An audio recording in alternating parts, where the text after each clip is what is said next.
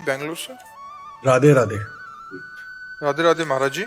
महाराज जी, जीवन का लक्ष्य पैसा कमाना और शोहरत कमाना है। यहाँ कब तक पैसे के नहीं, पीछे कितनी भागें? शोहरत कमाओगे? तुम्हारी शोहरत में कौन जान पाएगा क्या समझ में नहीं आता कि कब रुकना चाहिए, है?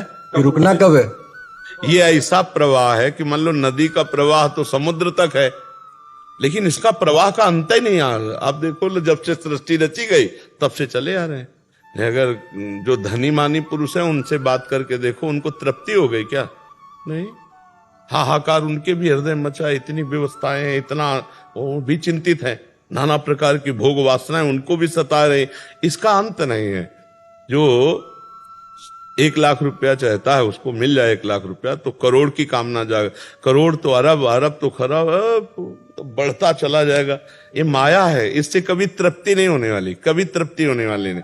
तृप्ति तभी होगी जब संतोष धन, संतोष आ जाए।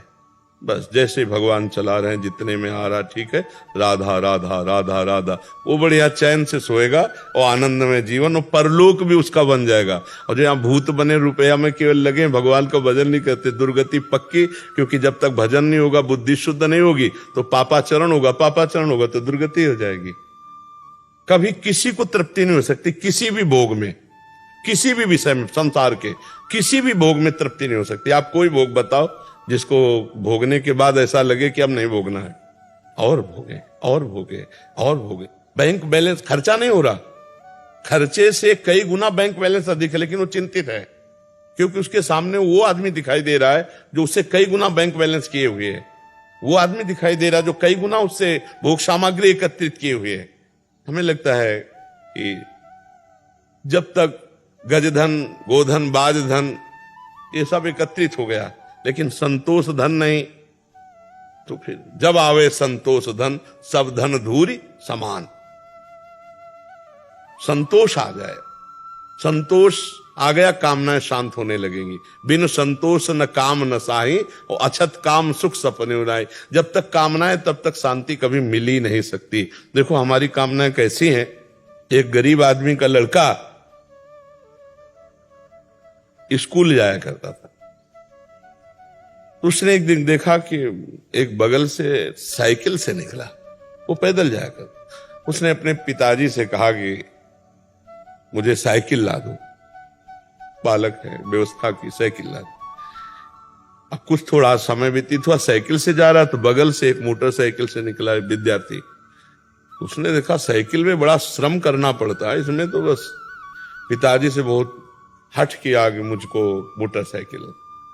मोटरसाइकिल एन के प्रकारेण उसने व्यवस्था की। कुछ समय बाद देखा कि पानी गिर रहा, मोटरसाइकिल में भींज रहा, बगल में कार बंद शीशे की।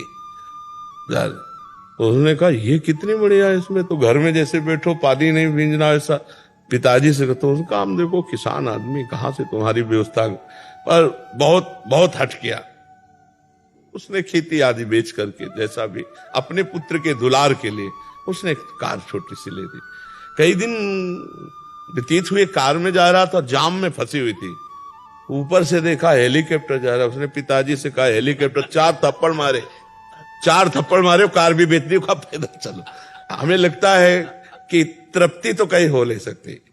अगर हमारी कामनाओं की पूर्ति होती चली जाए तो तृप्ति तो कभी हो नहीं सकती, और आज तक किसी की नहीं हुई, ना धन से हुई ना भोगों से। अपने बेटे की 1000 वर्ष की आयु महाराज ययाति ने जवानी ली, अपनी तो भोगी भी, अपने बेटे की लेकर के भी भोगी, तो भी तृप्ति नहीं मिली भोगों में। तो उन्होंने लिखा कि विश्व के जितने भी भोग हैं भगवान से विमुख, इसलिए भगवान से विमुख कि अगर भगवान का भक्त है तो संतोष धन आ जाएगा उसको। सबसे भगवान से जो विमुख है, ऐसे एक पुरुष को पूरे विश्व के सब भोग दे दिए जाए तो भी वो तृप्त नहीं होने वाला। अब आप देखो अपने मृत्यु लोक में कितने भोग हैं, इनसे कई गुना सुंदर बढ़िया स्वर्ग में है, नहीं?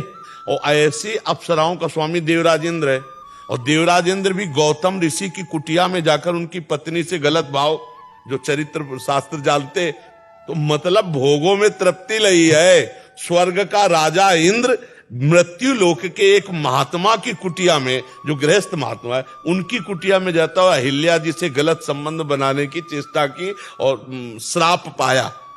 गौतम ऋषि ने साप दिया, जा तेरे शरीर पे 1000 भग हो जाए। तो आप विचार करके देखो, जब त्रिभुवनपति देवराज इंद्र को भी भोगों से तृप्ति लई है तो मनुष्य को कैसे हो जाएगी। तो भोगों से अगर हमको गाड़ी अपनी विश्राम में लानी है तो जथा लाभ संतोष सदा, काहू सो कछु न चाहूंगो। हे प्रभु, जैसी परिस्थिति रही उसी में राजी है। राधा राधा राधा राधा राधा, जो नमक रोटी मिले खाओ, मेहनत करो, परिवार का पोषण करो, ऊपर की तरफ मत देखो कि वो ऐसी बिल्डिंग हो जाए, वो ऐसी कार हो जाए, वो ऐसी व्यवस्था हो जाए, फिर तो जिंदगी बर्बाद है, इसी में लगे रहो। और जब तुम वो ऐसी कर लोगे ना तो तुम्हें और ऊंचा दिखाई देगा और ऊंचे वाले मिलेंगे। आदमी परेशान इसी में है। बगल से निकला कपड़ा पहना, देखा उसका जल गया कि यार इसका तो बहुत जोर का कपड़ा है। अगर हम संतोष करने लगे, यार भगवान ने हमें जो दिया हमारे भाग्य के अनुसार बहुत दिया है, और राधा राधा राधा, तो आप आनंद आने लगे। लेकिन वो दूसरों को देख देख करके जलता है, परेशान होता है, कभी तृप्ति किसी को नहीं है। मतलब बहुत विचित्र भगवान की माया है। तुम जिसे देख रहे हो कि अगर ये मिल जाए तो मैं सुखी हो जाऊं, उसको कोई भोग रहा है और वो तीसरे को देख रहा है।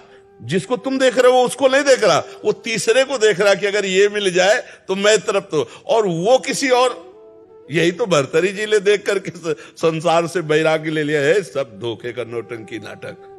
मैं चक्रवर्ती सम्राट, मेरे से पिंगला मतलब संतुष्ट नहीं, और पिंगला चक्रवर्ती सम्राट की रानी, उससे अश्वपाल सुखी नहीं, और अश्वपाल वैश्या से प्रेम है। ये सब नाटक आया का। तो भगवान का आश्रय, भगवान का भजन करने से बुद्धि शुद्ध हो जाएगी और विश्राम मिल जाएगा। माया में तो कभी विश्राम मिलने वाला है ही नहीं। चाहे जितना आप धन कमाओ, और धन का अगर दिमाग में बैठ गया तो पापाचरण होने लगता है। बुद्धि अगर संतोष धन स्वीकार कर ले तो सबसे बड़ा धनी। डर लगेगा समाज को, डर लगेगा जिस समय आप धर्म में होगे कि ये कट्टर आदमी है, 10 रुपया भी घूस रहे। अब आप समझो कितनी इज्जत है आपकी। आप भले साइकिल से चलोगे, लेकिन आपकी इज्जत कितनी है कि आपका बड़ा अधिकारी जो घूस लेता होगा वो भी आपसे डरेगा कि ये आदमी अपने बस चाहे निलंबित कर दो हमें, हम तुम्हारे तो ये धर्म पूर्वक चलना, संतोष पूर्वक चलना, यही शांति का मार्ग है। और तो मुझे समझ में नहीं आता। और तो बढ़ते चले जाओ, हाँ, जितना बढ़ते चले जाओगे माया है उतना ही बड़ा आपको दिखाई देती चली जाएगी। सबसे बढ़िया सुखी हो जो भगवान का आश्रय लेकर एक शब्द याद कर लिया, जथा लाभ संतोष सदा, काहू सो कछु न चाहूंगो। जैसे भगवान हमारे भाग्य के अनुसार दिए, हम सुखी हैं, हम राजी हैं उसी में जिसमें तेरी रजा। वो मस्त है और कोई मस्त नहीं हो तो सब परेशान है। आप हमारी बात समझ रहे हैं?